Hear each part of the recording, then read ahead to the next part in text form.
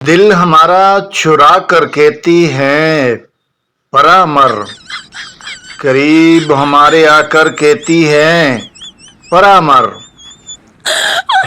वो कहती है कान इधर कर बात बताऊं, वो कहती है कान इधर कर बात बताऊं।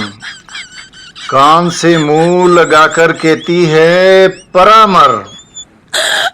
ऐसी शोधी है पिज़्ज़े खा लेती हैं, ऐसी शोधी है पिज़्ज़े खा लेती हैं। और पैसे लगवाकर कहती है परामर।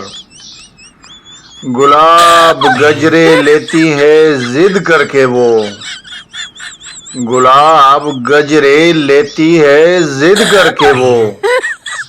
और फिर शर्मा कर कहती है परामर।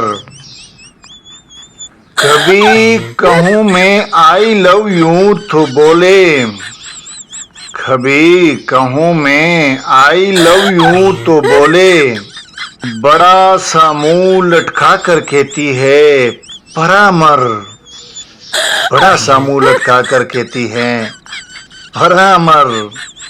ये थी एक गुमनाम शोख और चंचल सराइकी लड़की की एक मज़ाहिया कलाम परामर यानी दूर मरो। उम्मीद है आपको ये पसंद आई होगी। अगर तो वाकई पसंद आई है तो इसको दोस्तों के साथ भी शेयर करें और मेरे इस YouTube चैनल गज़ल की दुनिया को ज़रूर सब्सक्राइब कीजिएगा, ताकि आइंदा भी आपके लिए अच्छे अच्छे गज़ल लाता रहूँगा।